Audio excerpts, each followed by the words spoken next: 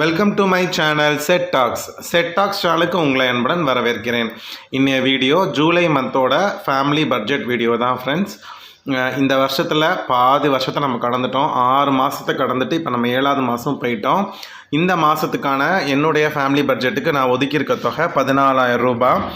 இது வந்து நான் ரவுண்ட் அமௌண்ட்டாக போட்டிருக்கேன். 13 சொச்சம் தான் வரும். இந்த மாதத்துக்கான சேவிங்ஸும் எப்படி வந்து நான் பிளான் பண்ணியிருக்கேன் அப்படிங்கிறத உங்ககிட்ட நான் டீட்டெயிலாக ஷேர் பண்ண போகிறேன் ஃப்ரெண்ட்ஸ். நேற்று வந்து நம்ம ஃபினான்ஷியல் ஸ்கேனிங் பண்ணோம். ஸோ அதிலே ஓரளவுக்கு கொஞ்சம் முன்னேற்றம் வந்திருக்கு. அதே மாதிரி இந்த மாதம் இன்னுமே எல்லா செலவையும் நம்ம கட்டுக்கோப்பாக பண்ணணும். தேவையான செலவை வந்து தவிர்க்கக்கூடாது, அனாவசிய செலவை வந்து தவிர்க்கணும். ஸோ இதுதான் என்னோடய பட்ஜெட்டில் நான் கான்சன்ட்ரேட் பண்ணக்கூடிய விஷயம். ஸோ அவசிய செலவுகள் எல்லாத்தையுமே நம்ம பண்ணி தான் ஆகணும், வேறு வழி இல்லை. வாங்க இப்போ நம்ம வீடியோக்குள்ளே போகலாம். நான் வந்து பார்த்திங்கன்னா 30ஆம் தேதி ஞாயிற்றுக்கிழமையே வந்து நான் உட்காந்து போட ஆரம்பிச்சிட்டேன். ஃபினான்ஷியல் ஸ்கேனிங் பண்ண கையோட நம்ம பட்ஜெட்டையும் போட்டு வச்சிடலாம் அப்படின்னு சொல்லிட்டு வேகமாக நான் பண்ணிட்டேன். ஸோ அன்றைக்கி செம்ம டைட்டாக இருந்துச்சு. ஏன்னா பட்ஜெட்டும் போட்டு ஃபினான்ஷியல் ஸ்கேனிங் போட்டு அப்புறம் பட்ஜெட் போட்டு நமக்கு வீடியோவையும் எடுத்துகிட்டு டைமே பற்ற மாட்டேங்குது ஃப்ரெண்ட்ஸ். பயங்கர டயர்டாகிடுது. ஸோ அதனால தான் வந்து வீடியோ வந்து கண்டினியூஸாக கொடுக்க முடியல. மோஸ்ட்லி நான் கண்டினியூஸாக வீடியோ கொடுக்கறதுக்கு நான் முயற்சி பண்ணுறேன். இந்த மாதத்துக்கு வந்து பார்த்திங்கன்னா இப்போ 14,000க்கு தான் நான் வந்து பட்ஜெட் போட்டிருக்கேன். சேவிங்ஸும் வந்து பார்த்திங்கன்னா இன்னும் இந்த ஸ்கூல் ஃபீஸ்க்கு வந்து இன்னும் ஸ்டார்ட் பண்ணலை. ஸோ இனி தான் ஸ்டார்ட் பண்ணணும். ஸ்கூல் ஃபீஸ்க்கு வந்து பார்த்திங்கன்னா நான் ஆர்டி தான் பிளான் பண்ணியிருக்கேன். சரி, ஃபஸ்ட்டு நமக்கு தேவை ஃபேமிலி வந்து நம்மளோட சாப்பாடு மற்ற எல்லா விஷயத்துக்கும் நம்ம ப்ராப்பராக கொண்டு போயிடணும். அப்படிங்கிறதுக்காக முதல்ல பட்ஜெட்டை போட்டுட்டு அந்த விஷயத்தெல்லாம் நம்ம ஒதுக்கி வச்சிடணும். கவரில் வச்சா மட்டும்தான் எனக்கு திருப்தியாக இருக்கும். அந்த மாதம் வந்து எந்த பிரச்சனையுமே இல்லாமல் ஓடும். ஸோ எப்போதுமே 30th வந்து 31st இல்லை 30th 1ஆம் தேதிக்கு மொதல் நாளே நம்ம எல்லாத்தையுமே ப்ராப்பராக பிளான் பண்ணி வச்சிடணும் ஃப்ரெண்ட்ஸ். அப்போ தான் அந்த மாதம் வந்து நமக்கு பிரச்சனை இல்லாமல் போகும். பட்ஜெட் போடுறதோட முக்கிய நோக்கமே எல்லா செலவுக்கும் ஈக்குவலாக நம்ம அமௌண்ட் வந்து எடுத்து வச்சிடணும். அப்போ தான் எந்த செலவும் வரப்போகிற மாதங்களில் தடையாகாமல் நீட்டாக போயிட்டே இருக்கும். அதனால தான் வந்து எப்போதுமே நான் 30th போட்டு வச்சுடுவேன். இந்த மாதத்துக்கான பட்ஜெட் வந்து நான் போட்டு முடிச்சிட்டேன். இப்போ வாங்க நான் எப்படி போட்டிருக்கேன் அப்படிங்கிறத இப்போ நம்ம டீட்டெயிலாக பார்க்கலாம். ஃபஸ்ட்டு வந்து பார்த்திங்கன்னா கிராசரிக்கு நான் எப்போதும் போல் இந்த மாதமும் 3,500 தான் நான் வந்து ஒதுக்கியிருக்கேன். ப்ரீவியஸாக ஒரு 2 மாதத்துக்கு முன்னாடியெல்லாம் வந்து பார்த்திங்கன்னா 4,000 கிராஸ் பண்ணிடுச்சு. அதுக்கப்புறம் நான் போட்டிருக்கக்கூடிய அந்த மளிகை செலவை வந்து எப்படி குறைக்கணும், இந்த 10 டிப்ஸ் வீடியோவை நான் மறுபடியுமே நானே பார்த்து தான் இந்த லாஸ்ட் 2 மாதமாக 3,500க்குலாம் நான் ஒதுக்கிட்டேன். இந்த கிராசரியை பொறுத்த மட்டும் தேவையான எல்லாமே 3,500க்குள்ளே எங்கள் ஃபேமிலிக்கு நாங்கள் வாங்கிடுவோம். எதுவுமே அதில் அனாவசிய செலவுகள் இருக்காது. நிறையா ஸ்நாக்ஸ் முதற்கொண்டு அதிலே நம்ம கவர் பண்ணிடலாம். ஸோ 3.5 வந்து இப்போ ஓகேவாக இருக்குது. 2 மாதமாக பிரச்சனை இல்லாமல் 3,200க்குள்ளே 3,300லேயே முடிஞ்சிருது. அதனால் இப்போ கிராசரி வந்து இப்போ 3,500 போட்டுட்டேன். பால் வந்து வேறு வழி இல்லை. ஒரு நாளைக்கு இங்கே 1 லிட்டர் வாங்குவோம். ஸோ இப்போ 1,320 ரூபா. இப்போ ஆவின் பால் தான் வாங்கிட்டு இருக்கோம். 44 ரூபா கணக்கு வச்சு 1,320 ரூபா அதை எடுத்து வச்சாச்சு.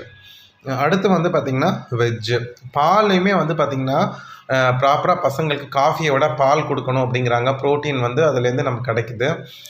பாலை வந்து அவாய்ட் பண்ணிடாதீங்க. ரொம்ப ஒரு மெடிக்கல் கண்டிஷன் இந்த மாதிரி பால் சாப்பிடக்கூடாதுன்னு இருந்தால் மட்டும் அவாய்ட் பண்ணுங்கள். மோஸ்ட்லி பால் தான் உடம்புக்கு நல்லது. நாங்களுமே இப்போ காஃபியெல்லாம் வந்து கம்மி பண்ணியாச்சு. அடுத்து வெஜ்ஜுக்கு வந்து 1,000 ருபீஸ்.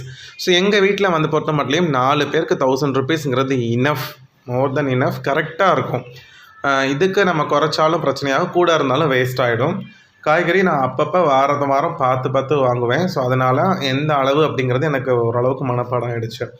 நான்வெஜ்ஜுக்கு வந்து இப்போ 1,200 1,000 தான் ஒதுக்கிட்டு இருந்தேன். ஸோ இந்த மாதம் வந்து 2 மாதமாக 1,500 போடுறேன். ஏன் அப்படின்னா ஃபிஷ்ஷெல்லாம் பசங்களுக்கு சேர்க்கணும். ஃபிஷ்ஷெல்லாம் இங்கே கொஞ்சம் ரேட் அதிகமாகிடுச்சு. புதுக்கோட்டை அப்படின்னா எங்களுக்கு ஃபிஷ் ரேட் கொஞ்சம் கம்மியாக இருக்கும். ட்ரிச்சியை பொறுத்த மட்டும் கொஞ்சம் கூட தான் இருக்குது. அதனால் வேறு வழி இல்லை. 1,500 போட்டிருக்கேன். என்றைக்காவது வந்து அந்த ஹோட்டலில் சாப்பிடணும்னு அந்த கிரேவிங் இருந்துச்சுன்னா ஹோட்டலுக்கு போகாமல் வீட்டிலேயே என்வி எடுக்கிறதுக்காக கொஞ்சம் அமௌண்ட் வந்து கூட ஒதுக்கியிருக்கேன். ஸோ அதனால தான் 1,500ன்னு போட்டிருக்கேன். கேஸ் வந்து இந்த மாதமும் 1,000 ரூபா எடுத்து வச்சுருக்கேன். பாப்பா இந்த மாதம் கேஸ் புக் பண்ணக்கூடாது, இந்த ஒரு சிலிண்டரே யூஸ் பண்ணணும்னு ஒரு பிளானில் இருக்குது. போன மாதம் வந்து பார்த்திங்கன்னா 800 ரூபா வந்துச்சு பில்லு. இப்போ எவ்வளோ வரப்போகுதுன்னு தெரியல. அடுத்து வந்து பார்த்திங்கன்னா பெட்ரோல் பொறுத்த மட்டும் வந்து 1,500 ருபீஸ். எனக்கு வந்து 2 வண்டி இருக்கிறதுனால கண்டிப்பாக வரும். போன மாதம் லக்கிலி 1,000 ருபீஸ்க்குள்ளே நான் மேனேஜ் பண்ணிட்டேன். ஆனாலும் இந்த மாதமும் எதுக்குமே 1,500 எக்ஸ்ட்ராவே வச்சுப்போம். மிச்சமானால் கூட பரவாயில்ல, பத்தாமல் போயிடக்கூடாது. அதனால தான் பெட்ரோலுக்கு 1,500 போட்டிருக்கேன். ஏன்னா நம்ம வந்து மோஸ்ட்லி வேலைக்கு போகிறதுனால வண்டியில் போகிற மாதிரி தான் இருக்கும் 2 இடத்துல. சாயங்காலம் வந்து மற்ற வீட்டு வேலைகள் பார்க்குறதுக்கு மோஸ்ட்லி நடக்கிறதுக்கு நான் முயற்சி பண்ணிகிட்ருக்கேன். பக்கத்தில் உள்ள கடைகளுக்கெல்லாம் நடந்து போயிட்டு வந்துடணும். தேவைப்பட்டால் மட்டும்தான் வந்து வண்டி எடுக்கணும் அப்படின்னு முடிவு பண்ணியிருக்கேன். ஸோ நமக்கு ஃபிசிக்கல் எக்ஸசைஸும் நமக்கு கிடைக்கிது, அதே சமயம் பெட்ரோலும் மிச்சமாகுது. மெடிசனுக்கு எப்போதும் போல் 500 ருபீஸ் தான், அதில் எந்த சேஞ்சும் இல்லை. அதே மாதிரி தான் கேபிளும் 300 இது அப்படியே வந்து ஜிபே அக்கௌண்ட்டில் இருக்கும், அப்படியே வந்து பே பண்ணிடுவேன். அடுத்த முக்கியமான விஷயம் இபி வந்து பார்த்திங்கன்னா எனக்கு போன மாதமே 2000 சுற்று ரூபா வந்துருச்சு. 1000 எடுத்து வச்சதுனால சமாளிச்சிட்டேன். ஆனால் இந்த மாதம் வீட்டில் ஸ்ட்ரிக்டாக சொல்லிட்டேன், இபி நம்ம கம்மி பண்ணியே ஆகணும். ஆனாலுமே 1000 ருபீஸ் எடுத்து வச்சுருக்கேன். ஏசி யூசேஜை கம்மி பண்ணணும். ஏசினால தான் மோஸ்ட்லி அதிகமாக வரும், ஏசி மோட்டார். ஸோ இதை வந்து ப்ராப்பராக வந்து நம்ம செலவு பண்ணணும். தண்ணியை வந்து சிக்கனமாக செலவழிக்கணும், அப்புறம் ஏசியும் ப்ராப்பராக யூஸ் பண்ணணும். இதை ரெண்டையும் நம்ம மேனேஜ் பண்ணிட்டோம்னாலே இபி பில்லை நான் கரெக்ட் பண்ணிடலாம். ஸோ போன மாதம் வந்து அதில் நான் கொஞ்சம் பட்ஜெட்டை மீறி வந்துருச்சு. ஸோ அதனால் இந்த மாதமும் அடுத்த மாதமும் நெக்ஸ்ட்டு கரெக்டாக ஜூன் ஜூலைக்கு சேர்த்து கட்டுற மாதிரி வரும். அதை கொஞ்சம் கவனமாக இருக்கணும். ஸ்நாக்ஸ்க்கு வந்து பார்த்திங்கன்னா 1500 பார்ப்போம் இந்த மாதம் அது செய்ய முடியுதான்னு. அதர்ஸ் இது இல்லாமல் மற்ற செலவுகளுக்கு 500 ரூபா நான் போட்டிருக்கேன். மேலே சொன்ன செலவுகள் இல்லாமல் வேறு ஏதாவது செலவுகள் வந்துச்சுன்னா அதர்ஸில் போயிடும். சேவிங்ஸை பொறுத்த மட்டும் 4 பேருக்கும் உள்ள அந்த பிபிஎஃப் அக்கௌண்ட்டு ஒரு எஸ்எஸ்சி அக்கௌண்ட்டுக்கு 1000 எடுத்து வச்சுட்டேன். 4000 எமர்ஜென்சி ஃபண்டுக்கு இந்த மாதம் ஒரு 1000 ரூபா. அது இல்லாமல் ஒரு 380 ரூபா வந்து சும்மா சீக்ரெட் சேவிங்ஸ்க்கு ஒதுக்கி வச்சுருக்கேன். இப்போதைக்கு இந்த 6 சேவிங்ஸ் தான் இந்த மாதம் பண்ணியிருக்கேன், வேறு இந்த சேவிங்ஸ் இல்லை. இது இல்லாமல் சிறு சேமிப்பு நான் பண்ணுறது வந்து ஆஸ் யூஷுவல் நடக்கும். Money saving challenge, small savings எல்லாமே நடக்கும். சீக்ரெட் சேவிங்ஸும் ஒரு பக்கெட்டு போயிட்டு தான் இருக்குது. ஸோ அதை பற்றின வீடியோ எல்லாமே வந்து உங்களுக்கு நீங்கள் ரெகுலராக பார்த்துருக்கீங்க. பழைய வீடியோஸ் எல்லாமே இருக்குது, எப்படிலாம் ஸ்மால் சேவிங்ஸ் பண்ணுவேன்னு. இந்த மாதத்துக்கான அப்டேட்டும் நான் கண்டிப்பாக தந்துடுறேன். இப்போ பட்ஜெட்லாம் போட்டு முடிச்சாச்சு. இப்போ தனித்தனி என்வலப்பில் எடுத்து வைக்கணும். ஸோ இதுதான் முக்கியமான வேலை. நம்ம ஒரே தான் பேக்கில் வச்சுருந்தோம் அப்படின்னாலே அந்த அமௌண்ட் வந்து எதுக்கு எடுக்கிறோம் எதுக்கு போகுதுன்னு தெரியாது. இப்போ ஒவ்வொரு அமௌண்ட்டுக்கும் நான் வந்து தெரியும். ஸோ என்னென்ன எவ்வளோ அமௌண்ட்டு பிரிச்சுருக்கோமோ அதுக்குன்னு தனித்தனி கவர் போட்டு வச்சுடுவேன். ஸோ இது வந்து எனக்கு இப்படி பண்ணுறது வந்து ரொம்ப ஈஸியாக இருக்குது. நிறைய பேர் வந்து இந்த பட்ஜெட் பேக் எங்கே வாங்கினீங்கன்னு கேட்டிருந்தாங்க. நான் ஸ்டேஷ்னரி ஷாப்பில் தான் வாங்கினேன்.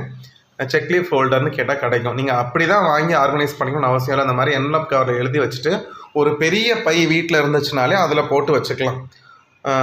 ஏன்னா இதில் நீங்கள் மேலாக எழுதியிருக்கிறதுனால ஈஸியாக வந்து என்ன செய்யலாம், அந்த பேக்லேயே வந்து எடுத்து கவரில் எடுத்துகிட்டு அந்த செலவை மட்டும் பண்ணிவிட்டு இந்த கவரை பத்திரமா வச்சுடணும். இந்த என்வலப் கவர் மொத்தமாக வாங்கி போட்டுக்கலாம். ஒரு 100 ரூபாயோ என்னவோ தான் வரும். ஒரு 100-150 கவர் அதுக்குள்ளே இருக்கும்.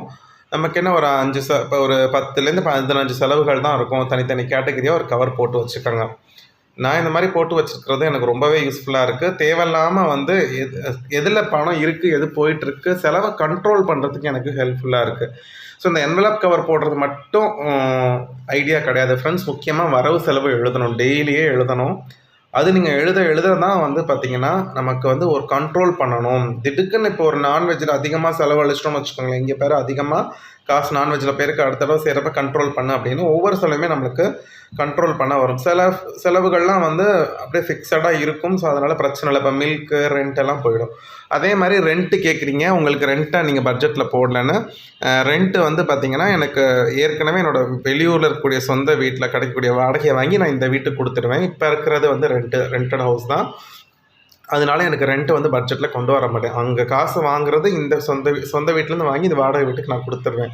அடுத்து ரீசார்ஜுமே 1 இயர் பேக்கு நாங்கள் போட்டுட்டோம். 2 பேருக்கு 2 ஃபோனுக்குமே 1 இயர் பேக் போட்டதுனால ரீசார்ஜ் செலவு வந்து எங்களுக்கு வராது. இவ்வளோதான். ஸோ இதனால தான் வந்து அந்த 2 செலவும் கொடுக்கல. ஸ்கூல் ஃபீஸ்க்கு வந்து நான் தனியாக ஒரு ஆர்டி மாதிரி போட்டு ஸ்டார்ட் பண்ணிவிடுவேன். அது கூடிய சீக்கிரம் ஸ்டார்ட் பண்ணிடுவேன். போன வருஷம் போட்ட ஆர்டி வச்சு இந்த வருஷத்துக்கான ஃபீஸை நாங்கள் கட்டி முடிச்சிட்டோம். நெக்ஸ்ட் இயருக்கு நான் ஸ்கூல் மாற்றணும்னு பிளான் பண்ணிகிட்ருக்கேன். ஏன்னா என்னுடைய வருமானத்துக்கு ஃபீஸ் வந்து கட்டுறதுக்கு ரொம்ப சிரமமாக இருக்குது. ஸோ அதனால் நாங்கள் வேறு ஸ்கூல் பார்த்துட்ருக்கோம். அதுக்கேற்ற மாதிரி தான் சேவிங்ஸும் நான் ஸ்டார்ட் பண்ணணும். அதனால தான் வெயிட் பண்ணிகிட்ருக்கேன். ஸோ என்வலப் கவர்லாம் எடுத்து ஃபிக்ஸ் பண்ணி வச்சாச்சு இந்த என்வலப் பேக்கில். இப்போ நாளையிலேருந்து பிரச்சனையே இல்லாமல் ஒவ்வொரு கவராக எடுத்து செலவை முடிச்சிட வேண்டியது தான் ஃப்ரெண்ட்ஸ். ஸோ இதோட இந்த பட்ஜெட்டிங் வீடியோ முடிச்சுக்கிறேன். நீங்களும் பட்ஜெட் போட்டிங்கனாலும் மறக்காமல் கமெண்ட்டில் சொல்லுங்கள். இந்த வீடியோ பற்றின கமெண்ட் பாக்ஸில் சொல்லுங்கள். உங்களை அடுத்த வீடியோவில் பார்க்குறேன். Bye friends.